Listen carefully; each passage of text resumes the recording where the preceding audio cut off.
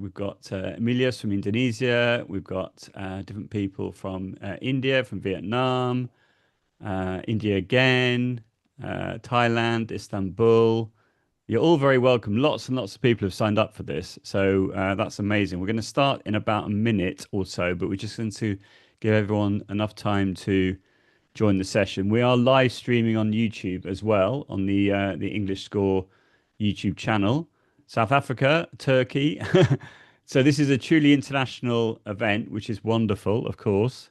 And can't wait to get started. But I'm just going to give everyone a little bit of time to get comfortable to join the session, and we'll get started very, very soon. But we've got 90 minutes. We've got plenty of time today. And I'm really looking forward to seeing everyone's questions as well.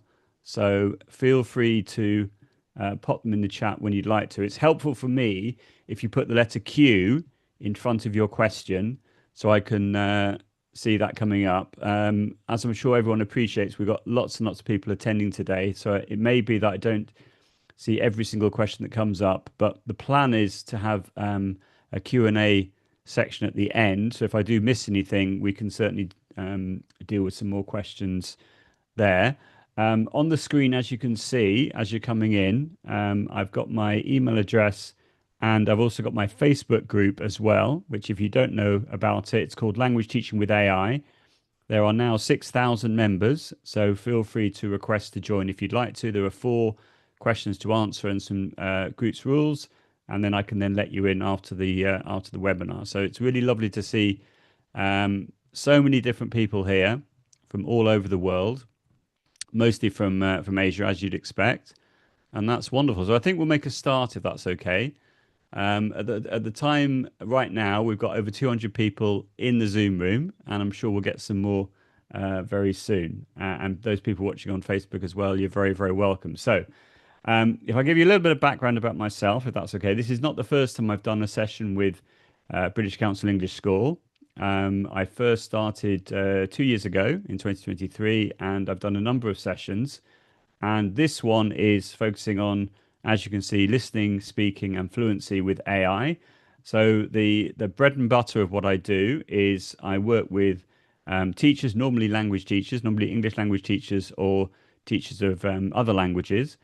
And I've been doing that as a full-time consultant for about 16 years. Prior to that, I was a languages teacher. I taught French for 13 years, 3 years at secondary school level, and then 10 years at middle school level, working with 9 to 13-year-olds. So I've got upper primary and secondary school experience, although I do work with universities from time to time as well. And in the last couple of years, my big focus has been on the use of AI, artificial intelligence, and because that's where the interest has been. And I'm doing face-to-face as well as mostly online sessions, literally all over the world. So it's so wonderful to be here. And I'd love you to interact with me in the chat, so that I can see the different questions that come up or reflections that you may have. And I'm very grateful to English Score for this opportunity as well. So let's make a start. Let's crack on. So in this session, what we're going to be doing is we're going to be looking at different ideas on using AI for low prep, high impact.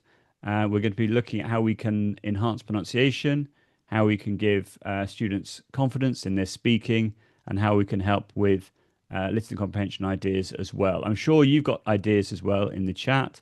So if you're a bit of an AI expert or you've been playing around with different AIs, then feel free to share some tools in the chat. But that's what we're going to try and do today. And in the session, these are the particular tools we're going to be looking at. So we're going to, we've already done the introduction, so we're going to look in a second at how AI savvy are you. So we're going to do a poll using a tool called DirectPoll, which allows up to 500 people taking part in real time. So that will be fine for the number of people watching right now. That's great. We're then going to look at Suno, which is a wonderful tool for creating your own songs based on your own lyrics, which we're going to create live. Vidnoz, which is a tool which can allow you to create your own talking avatar. So fantastic for speaking work.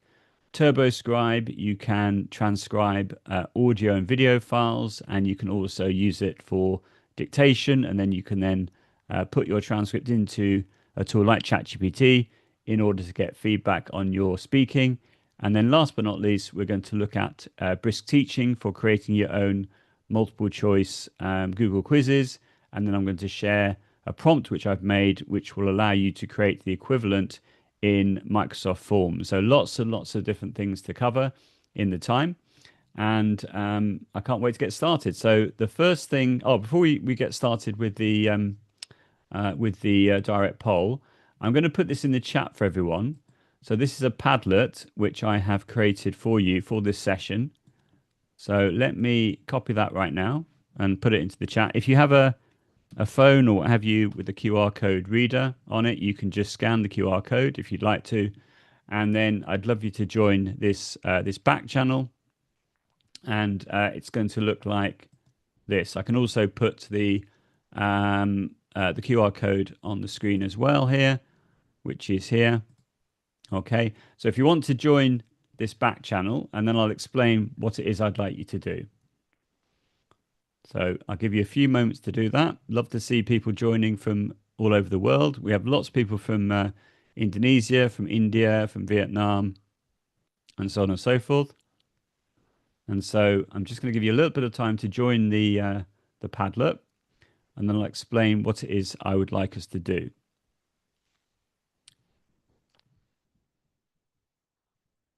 Okay, I have put the link in already, but I can give you the link again. Let's give you the link again. Let's click here. I'll go down to the bottom and I will go to here and click copy, and then I'll put it in again here. There we are. And you can see that I've got moderation turned on, which is great. Okay, so I'm going to make a start now. I'm going to explain what it is I'd like us to do. Thank you for that optimistic snake. What we're going to do is I'm going to customize the Padlet in the following way. I'm going to click on the cog tool, and I'm going to go down to where it says, as you can see, we've got the stream format, which is great. I'm going to go down to where it says post fields, which is here, post fields. And I'm going to click on that, and I'm going to click attachment like this. And then I'm going to choose the following. I'm going to choose the AI image option, as you can see. So I've got everything else deselected. And to do that, what you do is you click the none option here, and then you go to what you want to enable, which in this case is AI image. So that's what we're going to do. And then I'm going to click on discard like this. So that means, let's just click save. And then that means, we'll just double check. Yep. That means that we've got the AI image option selected. Okay, so I'm also going to click on the body option here. And if I wanted you to write something, I could do that, but I don't want you to do that. I want you to click on hide like that. And then I'm going to click save. That means you won't be able to write in the body of the post. And then under subject, you can see here it says your question or comment. There we are. And that works fine as well. In fact, I think for the body one, I will let you write something. Otherwise, it's a bit silly. That's fine. Okay. So what we're going to do is I'm going to, I'll show you this as well. If I click on the moderation option, you can see there I've got moderation turned on, which means I can then see whether I want to approve or reject a post. You can see here from Optimistic Snake, it says Joe previous webinars also helps a lot for us to use AI efficiently. That's very kind of you. That's great. You can see there some people have already started doing the activity, which is great. And I'm going to click on copy protection here, and you can see here that I can disable everything, which is great as well. So that means that only I can download the images or the audio that I create. No one else can. I'm also going to go to comments as well in the context of speaking and listening, and you can see here I've got the audio recorder option turned on, which is great. So that means that I've got everything else deselected, but we can have audio comments. So this is the activity I'd like us to do. I'm going to approve this first of all there. And what I'd like us to do is you click on the little circle here, or if you prefer, you could just double click on the screen like this. This will then come up, as you can see. And what I'd like you to do, please, is I'd like you to click on the AI image option like this. And I'd like you to tell me how you're feeling right now. How you're feeling right now. So I'm going to say, I am an excited 50-year-old 50-year-old male consultant with a ponytail giving a webinar. Okay. I'm going to say with a brown ponytail, even though it will give me grey hair, I'm sure. And I'm not going to say with a beard, but I bet that most of them, if not all of the pictures, will be someone with a beard. So I'm going to now send this in. And what will happen is we'll get 4 different images that come up. And I can then choose the one that I would like. So we'll just wait for this to generate. So this is a free way of generating images using AI. And what's great about it as well, there we are. They've all got beards. Can you see? They've all got beards, even though I didn't ask for that. And they have none of them got a ponytail. So I could obviously go back and I could try again, but for the purposes of this session, we don't really have time to do that. So I'm going to go for this one and wait for it to appear. And then I'm going to click publish like that. Okay. So if you were to, cool. If you were to put your images in here, that'd be lovely. And I'm going to click now on approve like this. And so I'm approving your different images. So I'm in complete control. Okay. Now, what I want to do now is I want to show you how you can add an audio comment, right? Because I've enabled audio commenting. So I'm going to click here.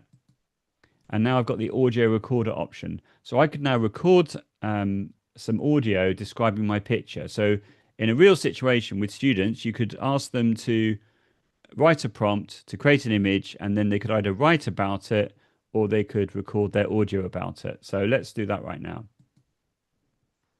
Okay, so I'm going to give permission, and here we go. Right, I hit record, and away we go. So in the picture, there is a 50-year-old male consultant giving a webinar. He is very happy. Okay, and I'm going to click playback and save. I can play back and listen. In the picture, there is a 50-year-old male consultant giving a webinar. He is very happy. Okay, and then I can click save. And then by doing that, we're enabling the comment option. As you can see, I can then send that in and away we go. Okay, now what I can do is I can click on approve and approve and approve, and I can approve all of these images like this. And if you were to record some audio right now, you would be able to do the same thing as well. And I would be able to moderate the content like that. Now let me just show you what that actually looks like. If I click on the cog option and I go to here, if I click copy and then I go to a new browser, so I'm going to use Microsoft Edge, and I will, there we are, I'm going to go here and then go here, paste it in, and here is the same Padlet. And so now, as you can see here, I've got this picture, which I'm going to leave a comment on. So I click here, but I'm doing this anonymously because now I'm not logged into Padlet, if that makes sense. Okay. So now I could click on here and leave a comment. Thank you so much for this post. I'm delighted that you have decided to come along to another webinar that I'm delivering, and I really hope that you find this useful. So I now pause that and I click playback and save, and I click save. And because I'm not logged in now, because I'm using a different browser, when I click on the arrow option, you can see here that I've been given a name automatically, which in this case is Determined Hamster. Great name. So now I can click done. And then, as you can see, it says awaiting approval. Yeah, can you see? Awaiting approval. So if I now minimize that and go back to here and go up to the picture, which I've just left the comment on, which is here, you can see now as the person that created the Padlet, I can listen to the audio like this. Thank you so much for this post. I'm delighted that you have decided to come along to another webinar that I'm delivering, and I really hope that you find this useful. Okay, and so as a result of that, I can listen to the audio from my students, I don't need to approve or reject it. I can just listen to it. If I want to approve it, it means everyone else who has access to the Padlet can hear it. If it's inappropriate for any reason, I want to remove it, I can click on reject. But I'm happy with that, but I click approve. But I don't need to do anything at all if I want all the audio comments to be private.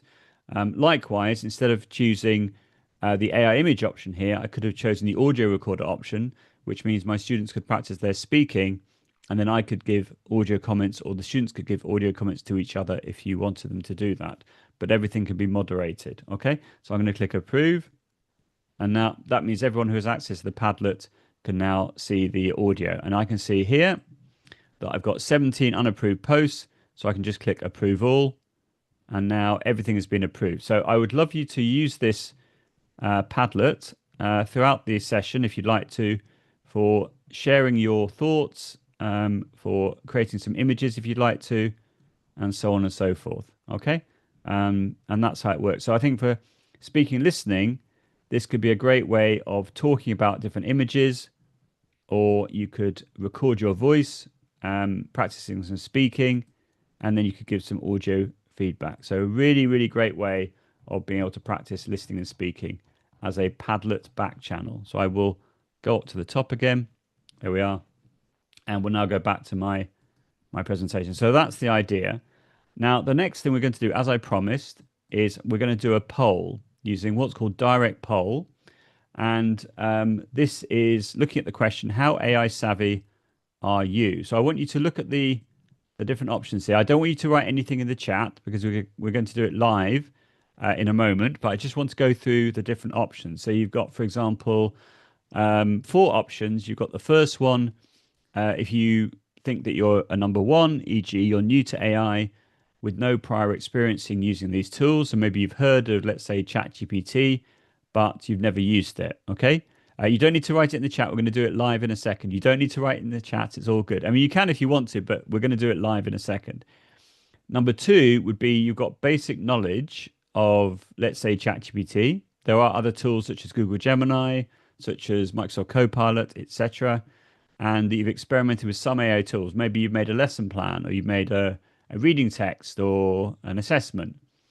3 would be that you're using these ideas regularly, not just 1 or 2 times. You haven't just dabbled. You've tried these ideas regularly, and that you're using this for lesson planning, for resource creation, etc. And then 4 would be that you are seamlessly integrating different AI tools into your teaching practice, and you develop strong prompt engineering skills. So with that in mind, I'm going to go straight to this page, which is DirectPoll. As you can see, I put in the question with the 4 different options. And what I then do now is go to results, and I click here on open in new tab like this. And as a result of that, this will then come up, and I can now copy that URL and I can put it into the chat for you. So what I'd like you to do, please, is click on that link, or you can scan the QR code. I'm going to scan the QR code with my iPad, which I've got next to me, and so I can join you as well. So let me do that right now. There we are. So I'm going to scan the QR code. There we are.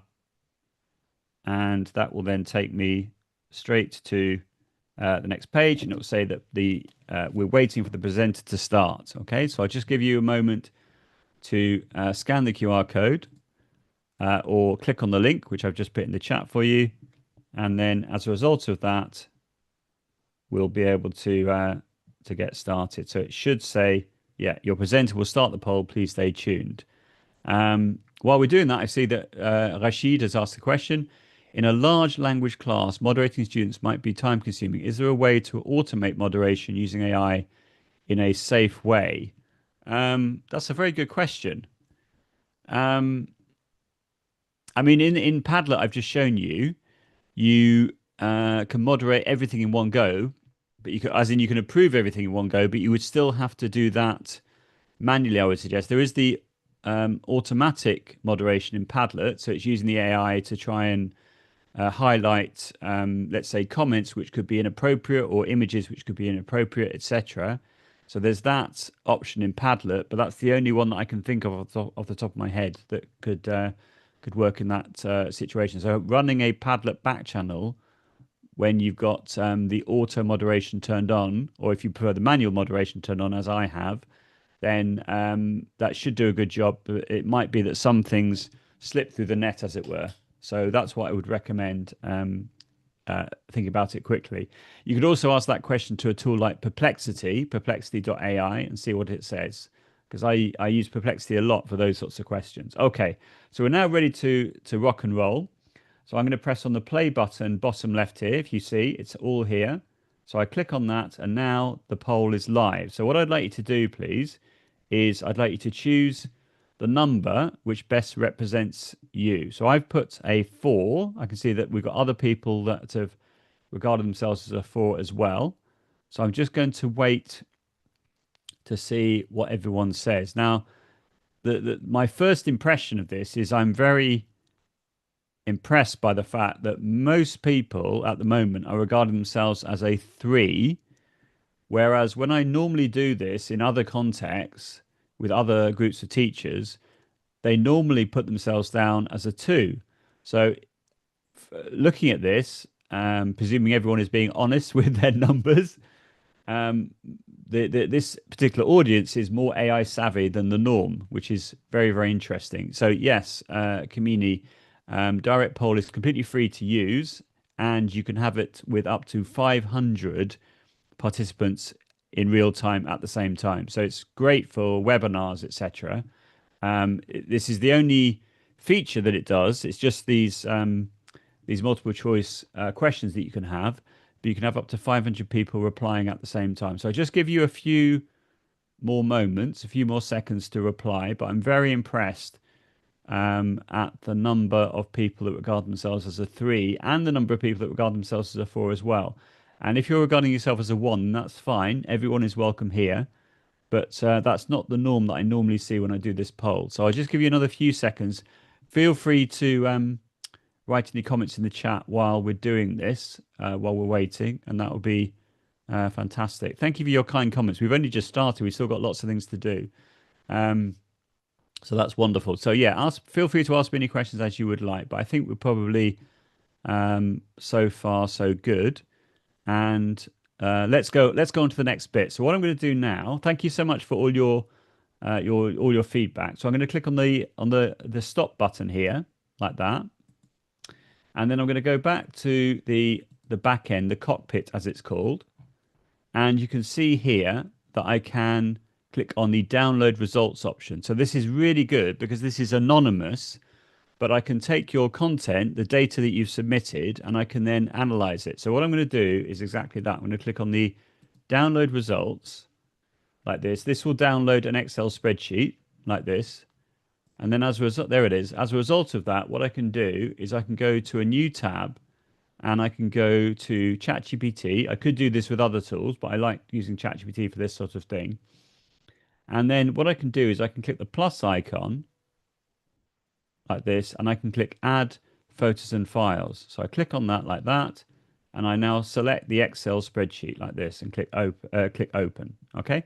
And then from there, what I can do is I could either use the dictate option, or I can use the microphone option here, and that's because I have the following Chrome extension installed, which is called Voice Control or Chat GPT, which is here. Okay, so if you want to use your voice for prompting, then this is a really nice way of doing that. I've just put that in the chat for you.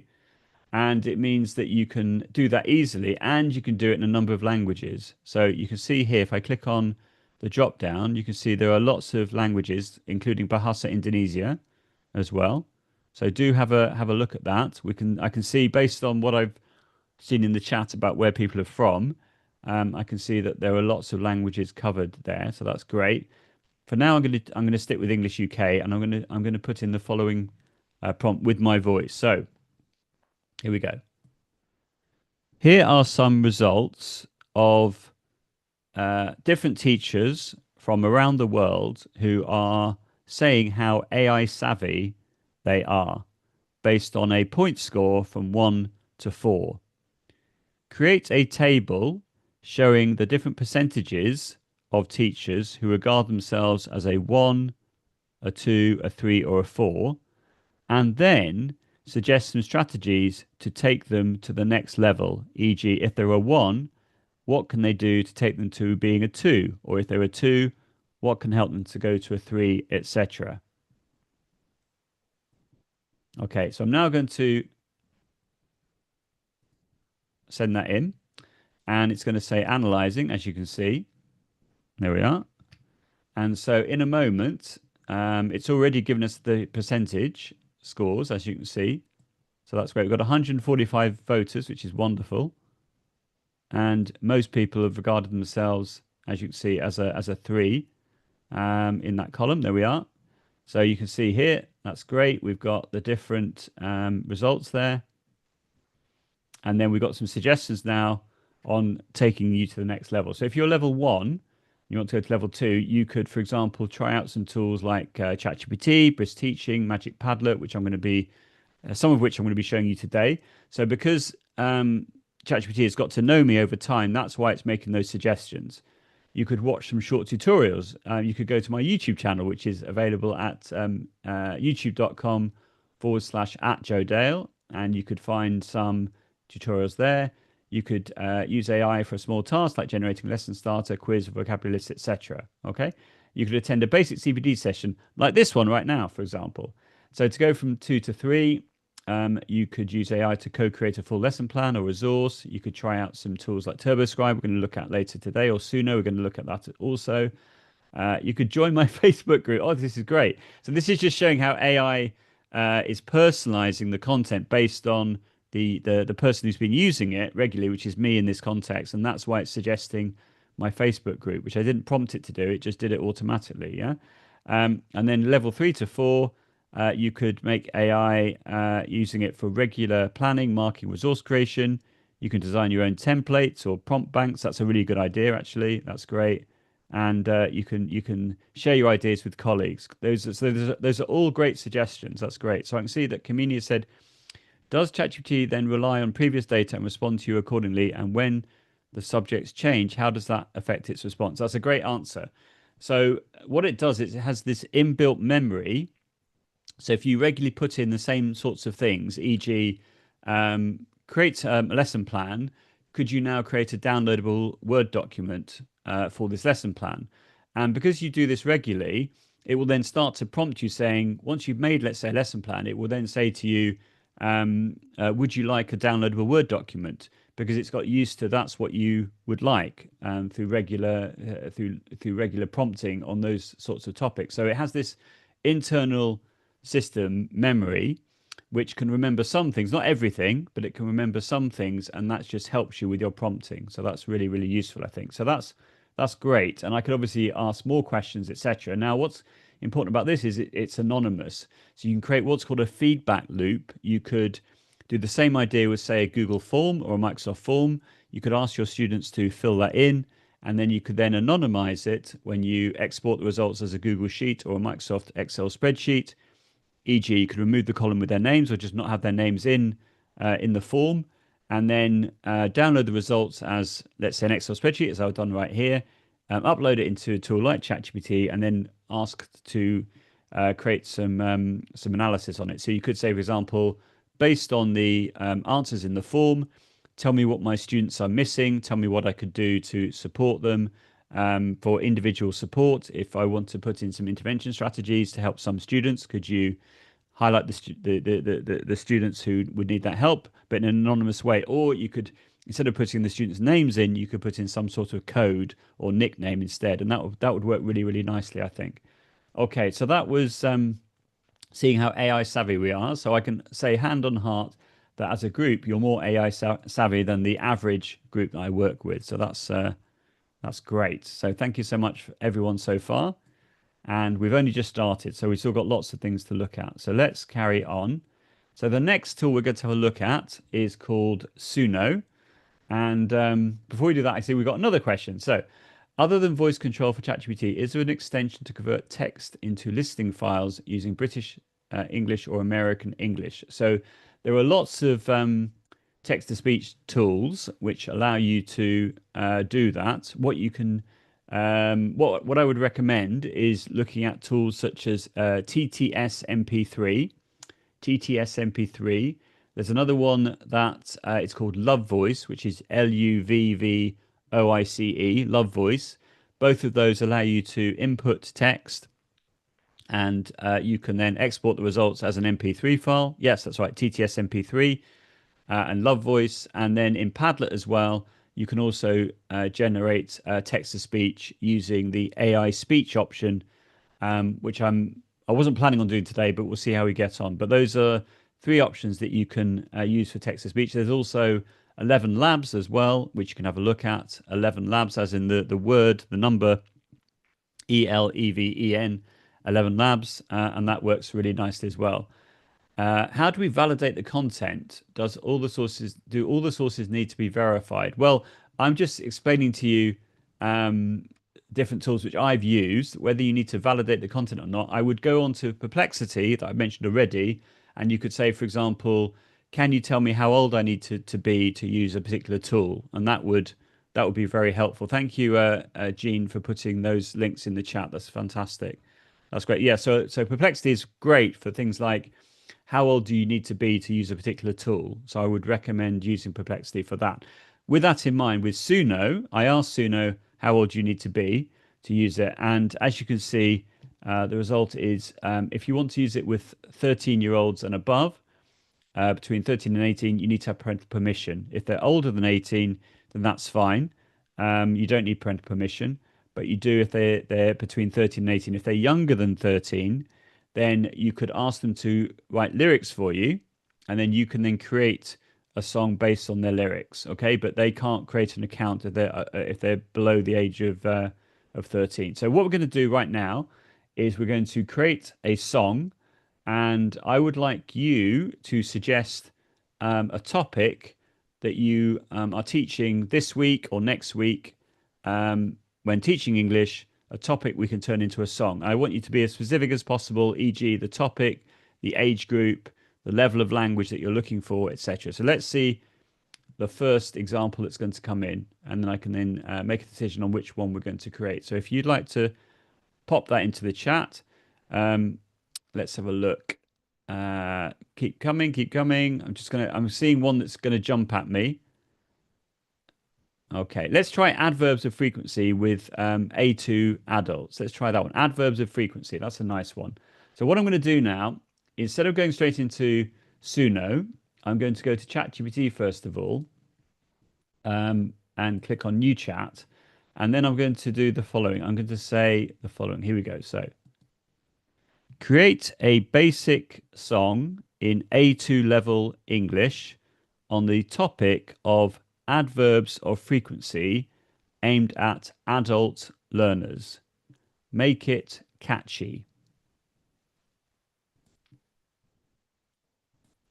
Okay, so if you do it this way, if you create the lyrics in ChatGPT or Google Gemini, etc., then what will happen is you will be able to review that song before you turn it into an actual song, and you can decide whether it has done a good job in what you're trying to do. So the person that asked me this, who is Kamini, has this done a good job, or is there anything you'd like me to change about this? Just as a quick look, is that what you meant by adverbs of frequency? Let me know. As I said, I'd like to make this nice and collaborative. So Kamini is saying yes, she's given the thumbs up, so that's brilliant. So now what we're going to do is we're going to copy this. So I'm going to go there. There we are. I'm going to copy it.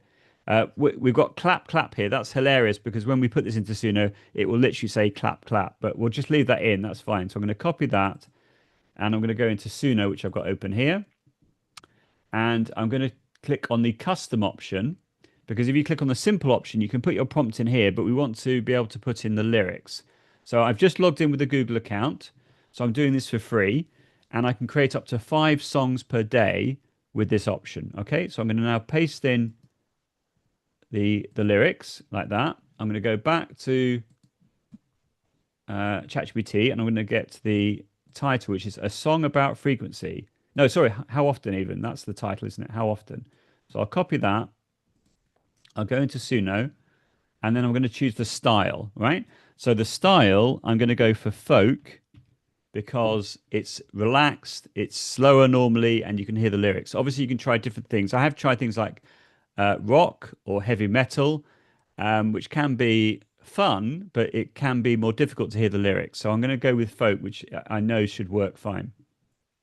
We then put the song title in like that, and now we're good to go. So literally, that's taken me a few seconds to do this. Now let's see if it's going to do a good job. I click on create, and literally within a few seconds, it's going to create 2 songs using the same lyrics called How Often, and then we'll see what they sound like. So that's literally taken about 5 seconds for it to produce the song for me. You can download the results as an MP3 file, although you have to wait a little bit of time for it to render. So feel free to try this out yourself, those people that have made some suggestions. And let's have a listen to the classic song, How Often, which I've only just made. Let's have a listen. Let me know what you think in the chat. I always drink my coffee every morning at 8. I usually take the bus. I don't like to be late.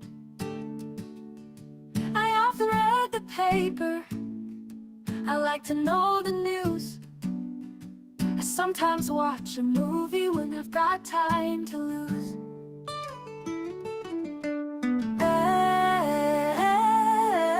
Always, usually, often, sometimes, never. How often do you do it? Let's sing it all together. Always, usually, often, sometimes, never. Adverbs of frequency, we'll remember them forever. Okay, you get the idea. This is the second one. This is completely free to use, and you can make 5 songs a day for free using Suno. Okay, here we go, per account. Second I always drink my coffee every morning at 8. I usually take the bus. I don't like to be late. I often read the paper. I like to know the news. I sometimes watch a movie when I've got time to lose. Always, usually, often, sometimes, never. How often do you do it? Let's sing it all together. Okay, you get the idea. Now I can click on the 3 dots here, and it gives me the option to download. As you can see, it's still rendering, so I can't do that right now, but I could download the audio, and then I could then upload it to another tool like Padlet or a tool like Book Creator or things like that. Now I can see that some of you are talking about copyright. Now you'll see if I were to download this, let's see if I can download the first one. If I click on, no, it's still rendering. When you click on the download option, what happens? Oh, it's allowing me to do this. When you click on the download option, this comes up. It says only Pro and Premier songs are eligible for commercial use. Upgrade now, and this song will be upgraded too. But you can just download it for free, and that's not a problem. You can check out the FAQs here, but essentially, if it's AI generated, then there is no copyright for you as the end user to be concerned about, as long as you're using it in a non-commercial way, which obviously that's what I'm suggesting here right now. The issue with Suno is that what they've done is they've taken copyrighted music and they've fed it into their large language model, which they've done without permission. And so the music companies are taking them to court because obviously they have broached copyright. But as an end user, you are allowed, as far as I understand, otherwise I wouldn't be showing this to you, obviously, to download songs and to use them in class, because it's not an issue for you from the point of view of they've made this model available for you to create songs. What is going to be very interesting is what the court decides, if they decide with Suno or with the music companies on what Suno has done. But in a way, I feel like the horse has bolted, and now this tool is available. There's another tool called Udio, which is UDIO as well. And there's other tools as well that also allow you to make songs. And the question is as well is how close does one song have to be to another song for it to be breaching copyright? Because really, it's really just a genre of song we're talking about, because the lyrics are completely different, for example. And a song doesn't have to be that different not to be breaching copyright. So this is really something which the courts have got to decide. But from an end user, as an English teacher, there's no problem about you being able to download the content. But do check out the rights and ownerships FAQs here as well. So I can see we've got a few questions coming in. Let me just have a quick look. Are songs generated on Suno protected, i.e. is there an issue with posting them on the school's social network and on an LMS?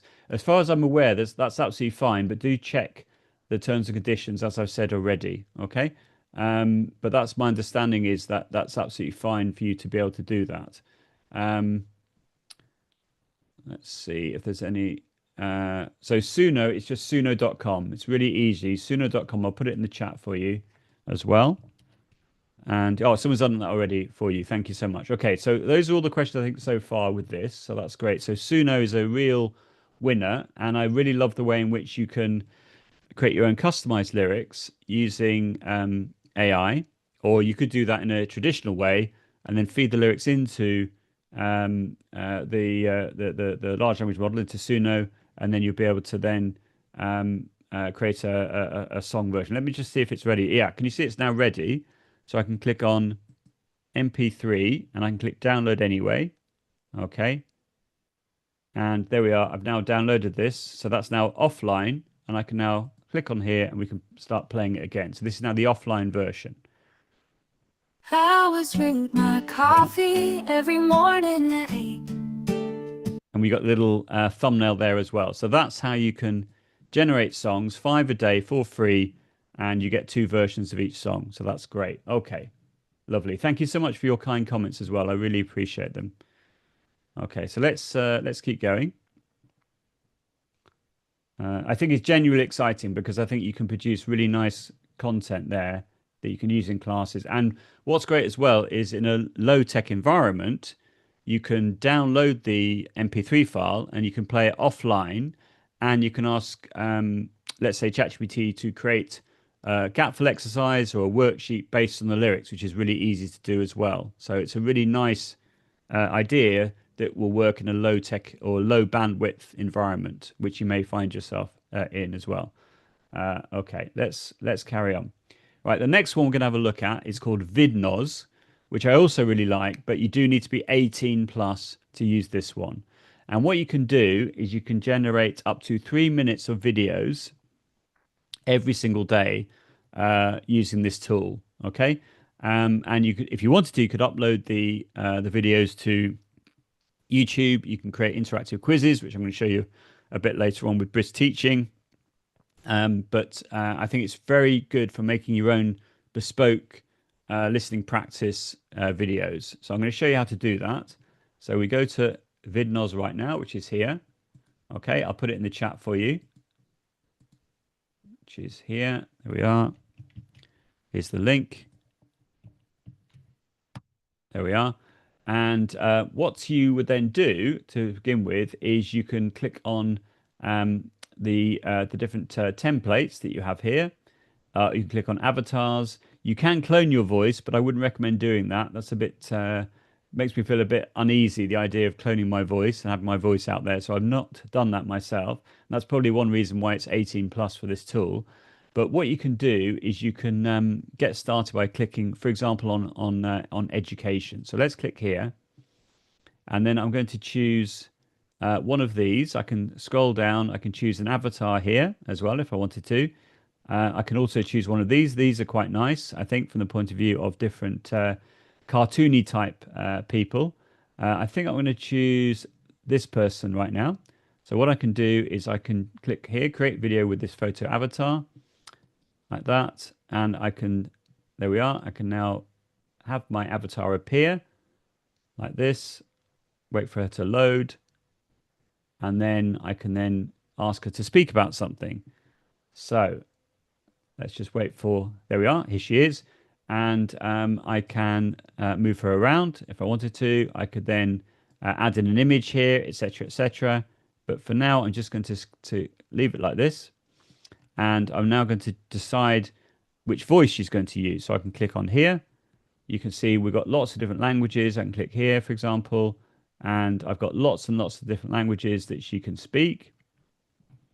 and I'm going to go for English GB, and I'm now going to choose a voice. So let's have a quick listen. Vidnoz AI brings your idea to high quality. Okay, or this one. Vidnoz AI brings your idea to high. Or Vidnoz AI brings your idea to high. Vidnoz AI brings your idea to high quality video. or Vidnoz AI brings your idea. right, I'm going to go for Heidi, I think. So I'm going to click on Heidi Vidnoz AI brings. and click OK. So that's going to be Heidi's voice. Now we want Heidi to talk about something, okay? So in the chat, could you suggest what Heidi could be talking about? And then I'm going to generate a transcript. The weather, that's a good idea. The weather, that's a good one. So let's talk about the weather. So if I click on New Chat, and then because I live on the Isle of Wight, I'm going to do this right now. So I want to do the following. Act like a weather girl who is describing the latest weather on the Isle of Wight in the UK. Write a transcript for the weather report in A2 level English and make it snappy with a few rhymes. Okay, so I thought we'd just change this around a little bit. So we're going to have a weather report with a few rhymes. Okay. Oh, this is cool. Hello and good morning from the Isle of Wight. I've got your weather. It's looking bright. Today we'll see some sunshine and blue. So grab your hat. The sky's so new. But don't be fooled. It's not too hot. 19 degrees. That's all we've got. Light winds are coming from the west. So walking by the sea is best, etc., etc. So I'm now going to take this transcript. And I'm going to go into Vidnoz again, and I'm going to paste it over the top of the transcript, which is there. There we are. And that should work fine now, I think. And what I can do now, I can choose whether I want to have subtitles or not. I'm going to leave the subtitles in. You can also have a conversation. So if you wanted to, you could have two people side by side having a conversation. The weird thing about that is they're both looking at you while talking. So that's obviously not a natural thing to do. And you can also upload your voice as well if you want to have your voice instead of the AI voice. So what I'm going to do now is click generate. Before I do, oh no, yeah, that's right. Yeah, I'm going to click generate. So you can see that I'm using 1.5 or 1 minute 24 seconds for me to have in my video. It does take a little bit of time for this to render, so I may come back to this in a second. But let's see if we've got any other questions while we're waiting. So, could Vidnoz be used to provide training videos for activities you want your students to learn how to do? Yeah, I don't see why not.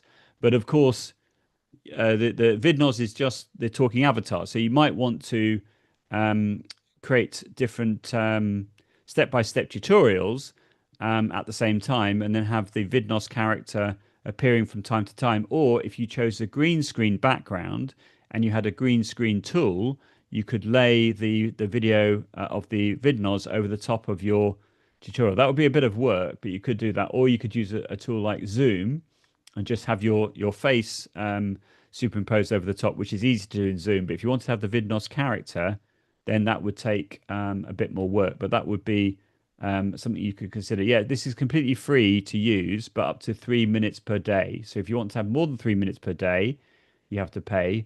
But for these sorts of videos we'd want to make in English language teaching, then 3 minutes should be plenty, should be absolutely fine. When we create videos for an e-textbook, what about the copyright? Okay, so I'm not an expert in copyright, but if you're creating a transcript using AI, that cannot be copyrighted. Obviously, you can't take an existing transcript from an existing textbook because that would be breaking copyright. But in relation to making videos which can be used commercially or not with Vidnoz, you'd have to check the terms and conditions. So what I would do is I would use Perplexity to ask that question. In fact, while I'm waiting, let's see if we can do that right now. So if I go to Perplexity and let me literally put your question into the chat. So let me do this right now. That's this. Hang on, that's the song. That's not the song. Oh, it's because I can't copy from Zoom. That's what it is. So let me put this in right now. So when I create a video using Vidnoz for an e-textbook, what about the copyright? So I've literally put your question into Perplexity. Let's see what it says. So what it does is it searches a number of sources, normally about 8 sources. In fact, here it's got 20 sources. That's amazing. I think that's because you get a couple of goes with the pro search when you first use Perplexity each day. So this is the pro version. So now it says you own the output. Okay. So it's saying you've got the output rights. Okay. Your input must be lawful. Yeah, fair enough. So as I said, the transcript that you create, you need to make sure it doesn't infringe any rights of other people. The assets that you use with Vidnoz are copyright free, multi-free. So that sounds okay, etc., etc. So it looks like it's okay, but I would double check the sources. So if we go to the sources, which are here, we go to sources, we can look at the terms of service, we can look at other aspects and then decide whether what it's saying is correct. So Perplexity is a hybrid tool. It's a large language model meets a search engine. So it searches like you could on a Google search, but then it uses AI to generate a composite summary, if that makes sense. Yeah? Okay, let's see if it's made our video yet, which is here. It's still doing it, so I've got time for a few more questions. You asked the question using Perplexity rather than using ChatGPT. Is one tool better than the other? Great question. I use Perplexity when it's around something factual, because it's, as I said, it searches the web, it tells you what the sources are of the results, and then it uses AI to generate the answers. You can do web search now with ChatGPT, but for factually based questions, I would use Perplexity. So it depends what you. Hello and good morning from the Isle of Wight. I've got your weather, it's looking bright. Today we'll see some sunshine and blue. So grab your hat, the sky's so new. But don't be fooled, it's not too hot. 19 degrees, that's all we got. Light winds are coming from the west, so walking by the sea is best. A little cloud may float around, but no big storms will touch the ground. This evening brings a cooler breeze, so take a jumper if you please. And so it's not perfect, but we've done it really quickly. And obviously, if I were taking longer, I would, edit the transcript to make sure it sounded better, etc., etc. And so now I can download this as a video file, like that. Okay, and now it's here, and I can now play the video like this. Here we go. Hello and good morning from the Isle of Wight. I've got your weather, it's looking bright, etc. So that's pretty cool, isn't it? It looks like a sort of a Pixar type character, and I'm sure that all ages would find that useful. If you're working with adults, you might want to use the more adult looking avatars, but for younger students, then I think the Pixar type avatars look really, really good.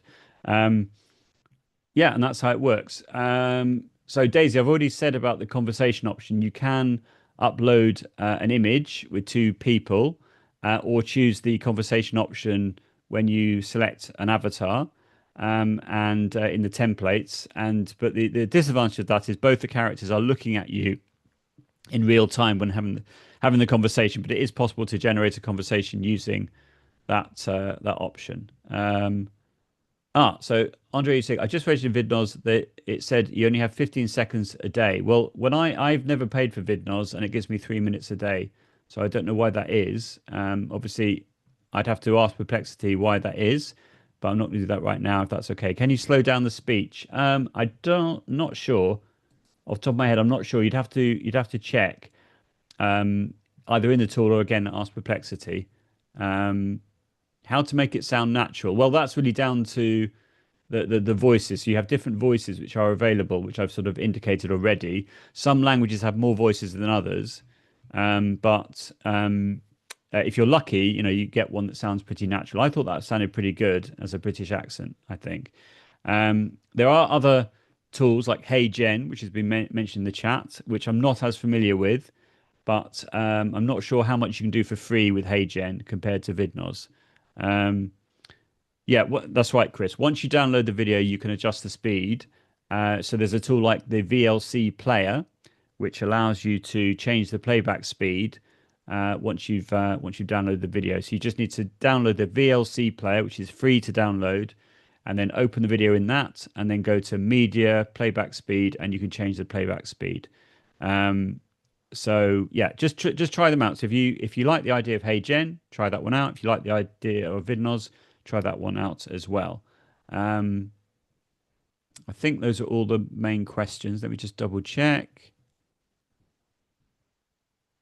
Yes, you can use your own avatar, Marta. So what you can do is you can upload your own option under, I think it's photo avatar, upload your own picture, and then you can animate that. So I was in Ireland last week, and that's exactly what we were doing with Vidnoz. So I was able to generate a picture of a leprechaun and then uploaded that into Vidnoz, and we were able to animate it so it could then speak, which was very, very cool.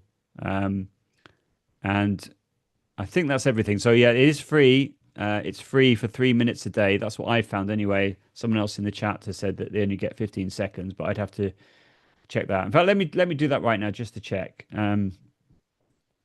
How long can you record every day for free with Vidnoz? Let's just see what it says, because it may be that it's changed its terms of service. Right, so it's saying 3 minutes every day. So that's what it seems to be. So I would just double check that if you create a new account. Yeah, okay, so let's move on. So Vidnoz, I think, there we are. Yeah, so Enrico is saying, yes, it's 3 minutes from the UK every day. So just try it out and see what you find. That's the beauty of doing these things live. You never know if they've suddenly changed the terms and conditions, but that's what Perplexity has said. And so I'd imagine that is probably true. Okay, let's carry on, unless there are any more questions around Vidnoz, but hopefully that's nice and clear. So you have to be 18 plus to use it, but you can use it as a teacher for creating bespoke listening activities in English or other languages. And you could, again, take the transcript and turn it into a Google quiz or Microsoft quiz, etc., to test listening comprehension. Right, with that in mind, we're now going to have a look at TurboScribe. Okay, I don't understand that question. Can you change the VPN for longer video? And I don't know what you mean by that. So can you clarify what you mean in your question? Right, so TurboScribe. I'm going to give you the link for this one. TurboScribe AI is one of my favorite tools because it allows you to transcribe audio and video files really, really quickly and easily. You can use it also for transcribing YouTube clips, and you can also use it for dictation, and then you can use ChatGPT for getting feedback about your speaking. And I can see that Chris Fry is in the audience, and I was inspired by his use of TurboScribe for that very use. But to start off with, what I'm going to do is I'm going to show you how easy it is to transcribe some content.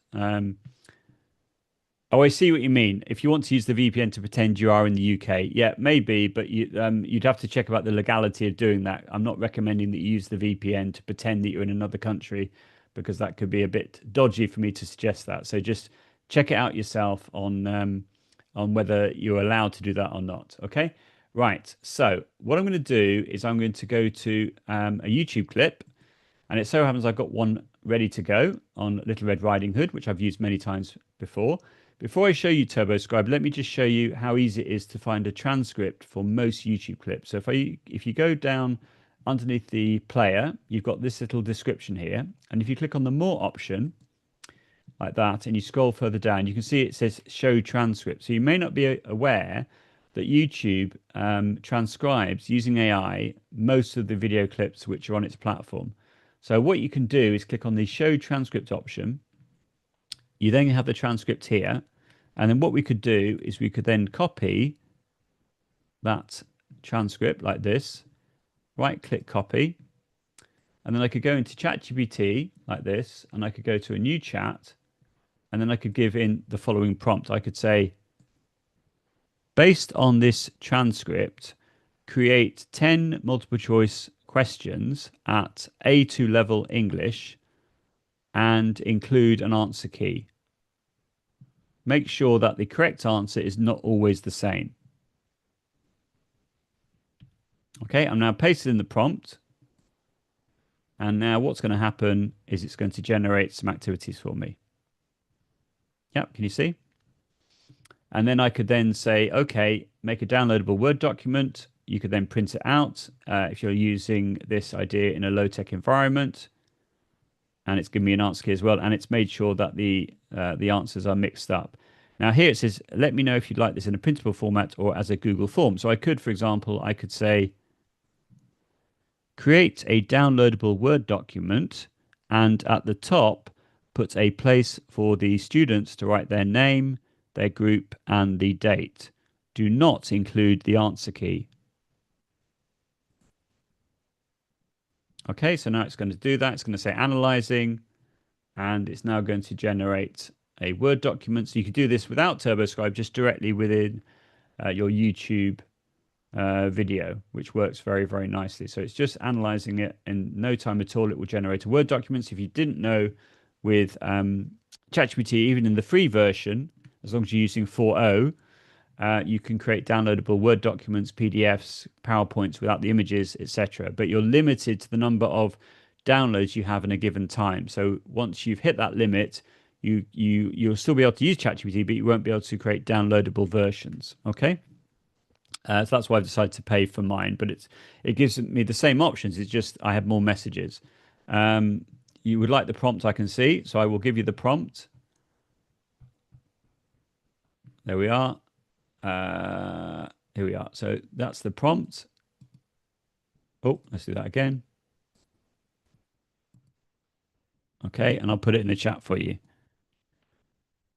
Okay, there we are. That's the prompt. And now I'm going to click on the download Little Red Riding Hood quiz. And that will allow me to download this as a Word document. So I click save. I then open it up and we'll see what it looks like. Now, because it's a Word document, it's obviously editable. And if you work in a Google environment, you could upload that Microsoft Word document to Google Drive and then save it as a Google Doc if you preferred. So it really will work with all contexts. Right, there we are. So that's done a good job. This is editable, of course, so I can move it around a little bit like this, etc., etc. I can give you the second prompt as well. Yeah. So here I would maybe get rid of the bullet points, etc., etc., but you get the idea. So that's a really nice, quick and easy worksheet. Let me give you the second one. There we are. So you've got both the prompts now. Right, let's have a quick look. A question that comes back regularly is about transforming a multi-speaker dialogue based on a transcript into a podcast, which could then be used to assess listening comprehension. Will you address this as well?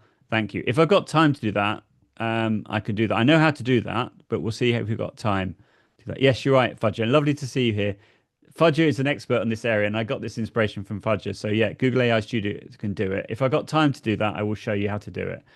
Okay, so let's go back to my YouTube clip, and I'm going to click share like this and copy, and then I'm going to go to TurboScribe, and now I'm going to show you the advantage of using TurboScribe instead of just using the AI generated transcript in YouTube. Okay, you can use Notebook LM for that, but you don't have control over the what the speakers say. You just get them to talk about a source or sources, but you can't control the exact content. Okay. Thank you, Fudger. Feel free to put your ideas into the chat. That's great. Okay, so if I now click on transcribe files, it's lovely to have some familiar faces here.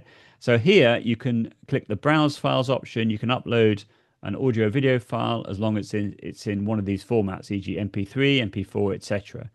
Now with the YouTube link, what you can do is click on the link option and you can paste in this like that. That's my YouTube link. This also works with Google Drive, and on Saturday I was speaking at the South Asia Online conference, the Teaching English conference, and I was able to copy the Facebook Live link, and in real time I was able to generate the transcript straight after the recording, which was amazing. I didn't know you could do that with TurboScribe, but it worked. And because I've got the premium version, although I'm using the free version right now, I've got the premium version, which means I can record for, or I can transcribe for longer than what you can do with the free account, which is 3 files per day, 30 minutes per file. So with the unlimited version, you can record for as much as you want to, or transcribe for as much as you want to. So I was really impressed that I could do that. That was amazing. Okay, so now I click on import, having got the YouTube link.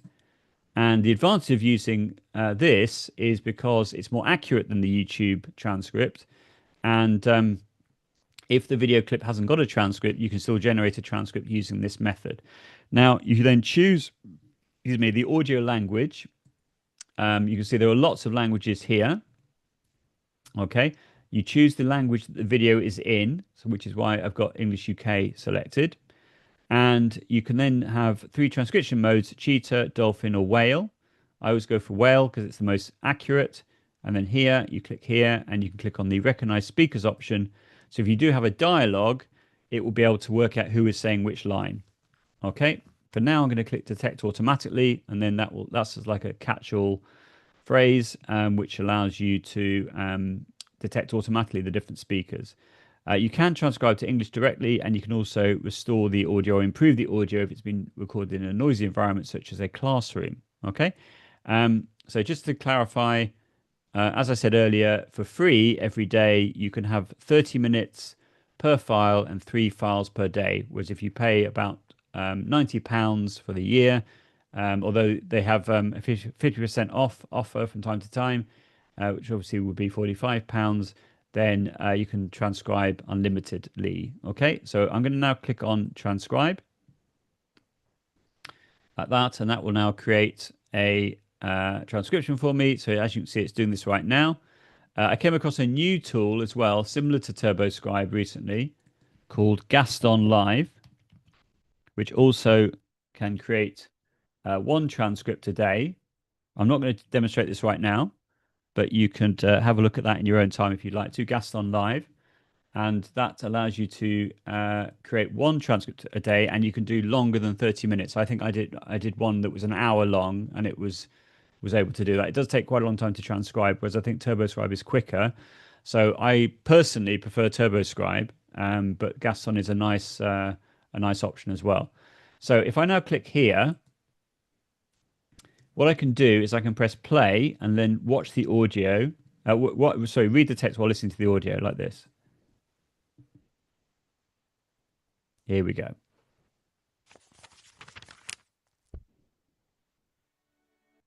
Once upon a time, there was a girl called Little Red Riding Hood. She lived with her mother in a village near a forest. And I can jump ahead. If I press play, I can jump ahead, and you'll see how that works. One day, Oh, Granny! What big eyes you have!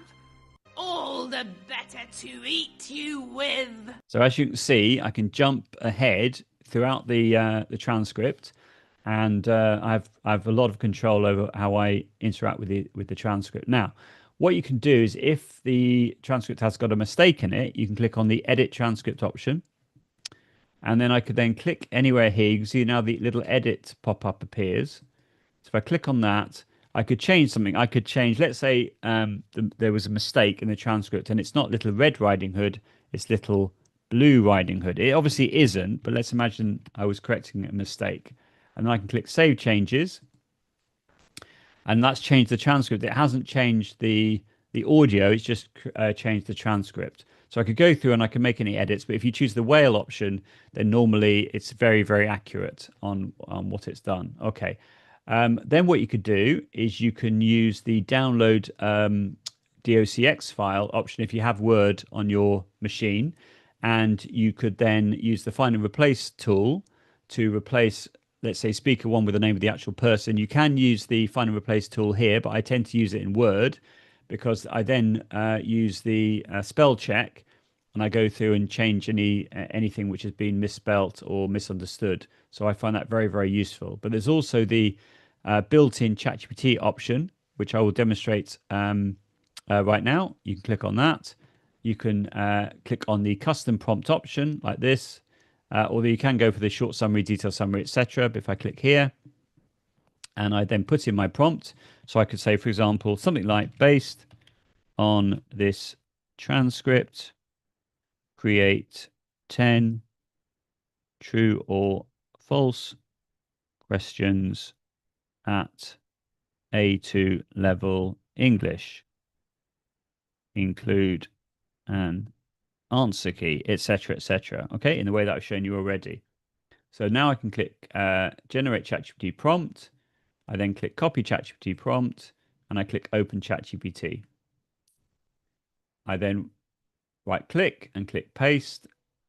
So my prompt's at the top, my transcript is underneath, and now I just send this in and it will generate a true or false activity for me, as you can see. Okay, and if I didn't like the format, I could obviously change that around. I could make a downloadable worksheet, etc. Now, in addition to that, you can also use TurboScribe for speaking practice.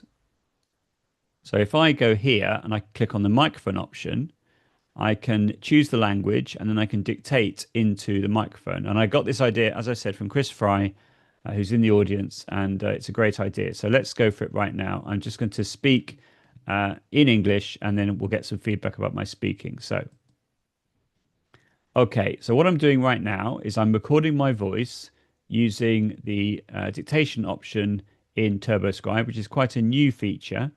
And what it allows you to do, it allows you to record yourself. As you can see, I'm recording myself in real time. You have to choose the language that you are speaking in, and then it will do a good job in transcribing what you've said. You can also pause the recording here if you wanted to gather your thoughts. And then from there, you can then carry on recording once you've decided the next thing you're going to say. If you really wanted to, you could speak for up to 30 minutes a day. In fact, 90 minutes a day if you wanted to, but you can have 30 minutes per file. And this is just a great way, I think, of practicing your speaking and then asking the AI to give you feedback, which is what I'm going to do right now to see what it thinks of my spoken English. Let's go for it. Okay, so now I click transcribe and we'll open this in ChatGPT like this. Okay, so it's now going to upload my recording. As you can see, there it is. It's not going to take long to do this.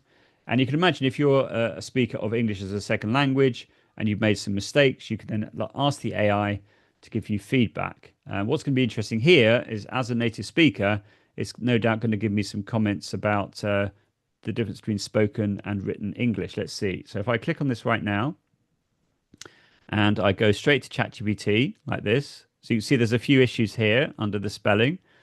So I could, for example, click edit transcript, and I could go to here and I could change this to ChatGPT, which could again be a good task for the students to do. And then let's just go for it. So I'm going to click on ChatGPT like this. I'm going to click custom prompt, and then I'm going to say, here is a transcript of my speaking in English. And Chris has developed a really fantastic different layered prompt that no doubt he can share in the chat if you have a link, etc. Chris, I'm just going to go for something much more basic right now. Here's a transcript of my speaking in English.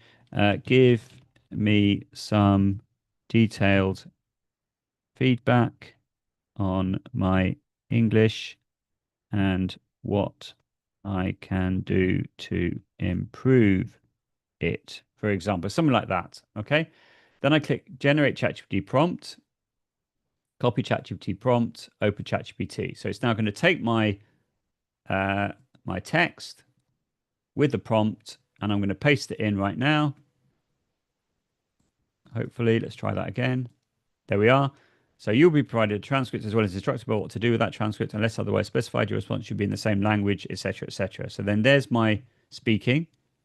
And now I'm going to send this in, and away we go. So I can see that Chris has written, students need to listen to their recording and follow the transcript to notice when some mistakes have already been corrected. Good idea, yeah, because the AI is a sympathetic listener and can certainly do that as well. Right, so thanks for sharing your transcript. yeah, I'll give you the prompt as well. So let me, there we are. So let me copy that and paste it in.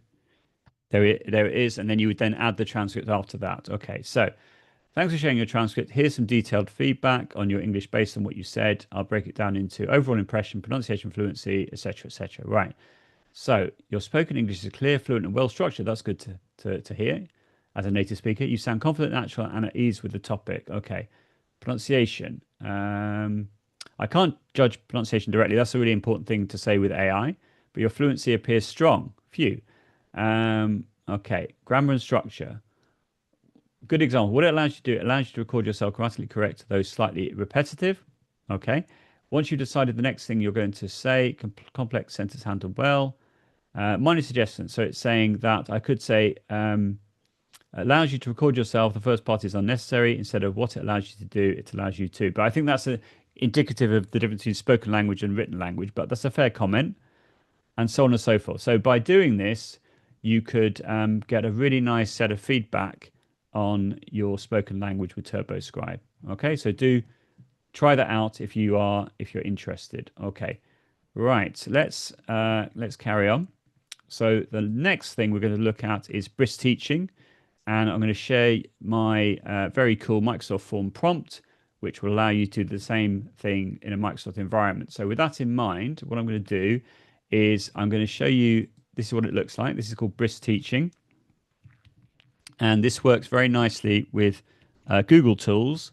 You can use it with Microsoft Tools as well, up to a certain extent, but it's not. It can't be built in yet to work automatically with Microsoft Edge. It has to work in Chrome.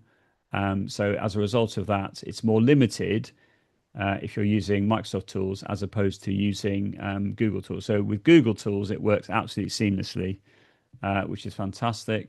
And I'm just going to very quickly sign in to Microsoft.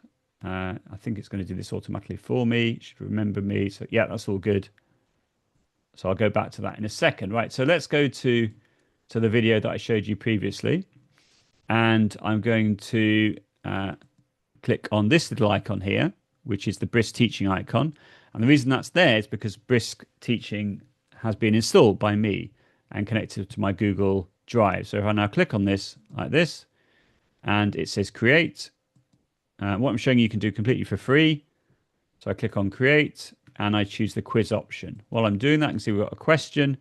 Can we ask AI to refer to specific rubrics, descriptors from the CEFR when providing feedback? Yes, you can. What you can do, in fact, with Brisk, what you can do is you can generate a rubric using ChatGPT based on CFR levels, based on whatever it is you want to have in your rubric. You can then download that as a PDF and then upload it into Brisk to then give feedback based on a rubric. I'm not showing you that today, but you can do that. Okay. Right, so now I choose the language. So I'm going to choose British English. I'm going to go for, let's go for slightly younger. Multiple choice, 10 questions, that's all good. And now I click next. And then here I've got two options. I can create a new doc, a Google Doc, which I could then print off if I wanted to use in a low-tech environment, or I can create a Google quiz instead if I want it to be interactive. So I now click Brisket, and now it will do its magic. So I think Brisk is only on Google Drive. It can be used with YouTube as well. So I'm using it with YouTube right now, which is also a Google tool, but you have to connect it to your Google Drive for it to work, okay? But in a minute, I'm going to show you how you can use Microsoft Forms as well. Right, so it's generating the quiz, as you can see. So based on the transcript, it's now created this quiz for me. I could have been more specific about what I wanted in the quiz, but you get the idea. Now, if I click here, you can see that the correct answer has got a tick next to it, and 1 point has been allocated automatically, which is very, very nice. If I want to add the video into this form, what I do is I click on the share option and I click copy, and then I go back to my form and I click on the add video option like this. I then paste in the link like this, press enter, click on the thumbnail and click insert. And that way the video is now embedded in my form. And I could then write something like, watch the video and answer the questions. Okay. So there we are. So that's all done for me. It's taken me seconds. And then I can click on the icon there, the share icon. I can click on the copy responder link, share that link with the students. They then fill in the form. All the answers will appear in the form, and I can export the results as a Google Sheet. Okay. Now, the equivalent of doing this with Microsoft is I can use the following prompt like this. Okay. So what I'm going to do is I'm going to copy this prompt like that. I'll put it in the chat as well before you ask me. There we are. There it is. And I'm now going to go into ChatGPT, which I've got here. Click on New Chat. And I'm going to paste it in right now. Right. So here it is. This is the prompt. It says, generate a 10-question multiple choice quiz based on the following English text. Follow these formatting rules carefully. All questions and answers must be in English. If you wanted it to be in different languages, you'd obviously change that, etc. Each question must be numbered 1 to 10. Each answer choice must be labeled as first choice, second choice, etc. And what's important here is the ANS colon and then the correct answer, because that is the format that Microsoft Forms is looking for in the Word document you import into it. And therefore, if it works, you'll get a tick next to the correct answer. So that's really useful as an idea. So I now send this in. It will then ask me for the transcript, okay? So what I'm going to do is I'm going to take the transcript. I can go back to TurboScribe, which I've got here. And I can go back to here and go to here. Or I could have just copied it from YouTube instead. I'm going to click on the download TXT file like this and save that. Go back into, where are we here? And then I'm going to click on the plus icon, add photos and files, and then I'm going to choose the transcript like that, wait for it to upload, and then click send. So now I've given ChatGPT the transcript, and as a result of that, it can now, as you can see, create a quiz for me. Okay, as you can see. And interestingly, it's got A as the correct answer because I didn't change the transcript. So the answer here, it's saying it's Little Blue Riding Hood, even though obviously it's Little Red Riding Hood. So that's why that is that. That's hilarious. Okay, so it's got the format perfectly. I can now approve this. So I deliberately had it set up so that it is something I can review. So I can then say, yes, looks good. Rather than it making a Word document straight away, I can now check that it is all okay. And it will now create the Word document. I could have said, actually, the answer to number 1 is B. I forgot to do that. Never mind. But I can sort that out in a second. So I'm just going to download this as a Word document. And then from there, I can go into Microsoft Forms. And I can click Quick Import here. So you need an Office 365 account to do this. You click Upload from this device. You choose the Little Red Riding Hood quiz, which is going to be this one. And you click Open. And you choose Quiz. Wait for that to convert. And then we'll be good to go. Okay, so it's converting now into a Microsoft form, into a quiz. I click Start Review. And it should now look. That's it. Perfect, right? Can you see? So all the correct answers have got ticks next to them. So if I can change this, what I would do is click here, and I'm going to choose this one and not that one. Now it's correct. And the other thing I have to do is for each one is you have to add in a point because you can't use that via a code option. So you just have to give a point for each one. You check everything for accuracy. Once you've done that, you click the Collect Responses option. You share the link with the students. They fill in the quiz. And then all the answers will be in your form, and you can export the results as an Excel spreadsheet as well. You can also add the video in Microsoft Forms, as I did with Google Quizzes. So I click the copy link option. I go back to here, and I click Insert New Question. From there, I choose the text option, and I choose the little icon here, which is Add Video. You click Insert Video, paste in the link, and then choose the Add option. From there, we can click on the arrow to go to the top.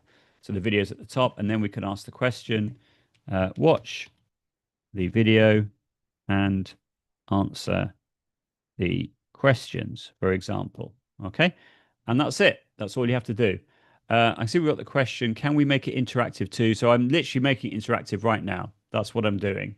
Okay, so there we are. Right, so unfortunately, I don't have enough time for the Google AI Studio. I'll have to come back and do another session for you on that. Sorry about that, but I just run out of time. Okay, so to conclude, what I've tried to show you today is lots of free AI tools for practicing listening and speaking and fluency in the English language classroom, although you could use a lot of these ideas for other languages as well, in fact, for other subjects as well, if you wanted to. But we've been focusing on ideas around pronunciation practice, on fluency, on feedback, on assessment as well. And I really hope you found it useful. It's been quite sort of laid back in the delivery, I think. Thank you for all the lovely questions. I've tried my best to answer all the questions that have come in, but we do have a few minutes now for some more questions if you would like. While we get to those, I will just give you a few more of the slides here. So as you know, this session is sponsored by British Council EnglishScore. In an increasingly competitive world, proving your English proficiency can mean a world of difference. And these are the different opportunities you can have as a result of improving your English proficiency. And with that in mind, if you would like to get the EnglishScore app on your phone, you can take the EnglishScore test, and then you can get an idea of your English level, and you can also get a free certificate with a code as well. So I'd really encourage you to sign up for a test with EnglishScore and prove your English level. So without further ado, I'm now going to answer a few questions if we have time. We've got a couple of minutes for questions. So let's have a look about in relation to the certificate. You'll have to contact EnglishScore about that. Just use the code, and then I would imagine you're going to get that straight away in the next day or so. If you've registered, because obviously everyone here has registered, so that is how that would work. But you need to contact EnglishScore or through your registration on how you're going to get your certificate. Okay. Any other questions? I can't share the slides with you right now. It may be that you're given the slides in your when you're given the certificate. I'm not sure about that. I can't speak about that because I don't know. So I can't give you the slides without permission. But thank you so much, everyone, for your suggestions. That's great. And thank you, Emilius, for that post in the chat about copyright. I haven't got time to read that right now, but that's really great. And thank you so much for your kind comments. And do have a look at Google AI Studio if you want to create a dialogue when you have control over the two speakers. But I've run out of time, so I'll have to come back and do another session on that in the future. But thank you so much for being such a great audience. And if you'd like to join my Facebook group, then feel free to do so. It's called Language Teaching with AI. If I just give you a quick glimpse of what this looks like. So it's here. There we are. And it's here. So it's Language Teaching with AI. And I will even put the link in the chat if you would like to request to join. So there's 4 questions for you to answer and the group's rules. And I will be doing a write-up of this session straight after this, which you can have a look at. And you can see that if I just scroll down, you can see that there are many, many posts in this Facebook group. There's normally one new post a day. It's just still loading up at the minute. There's one new post a day normally. Lots and lots of ideas on how you can use AI in English as well as in other languages classrooms and in other subjects as well. Okay, so do let me know if you need any more help. And again, thank you to EnglishScore for this opportunity. I'm going to stop sharing my screen, and I will stop the webinar in a second. But thank you so much for all your kind comments. Okay, so I've just stopped sharing the screen. I'll just see if there's any other questions that I can answer before we finish. I think that's everything. Thank you so much for your kind words. I really appreciate it. That's wonderful. Okay, as I've said already, I can't share the PowerPoint with you because I haven't got permission to do that. It may be that we can do that later and that you can have a look at that when you receive the certificate, but I can't say that hand on heart because I don't know. But hopefully, I've gone slow enough for you to be able to write down different things and to work things out for yourself. And if you get stuck, just send me a message, but I can't show you the PowerPoint right now. Okay, so thanks again for everyone. I'm going to stop the recording. And you've been a fantastic audience. And I'm not sure about the recording, whether you're going to be sent that. You will get an email as a registrant. You'll get an email telling you what will happen next. Okay, but it is on YouTube. So if you go to the YouTube channel, I would imagine you can then watch it back as many times as you would like to. So take care. I'm going to stop recording right now and look forward to seeing you at the next one. And there we are. Okay, I'm going to click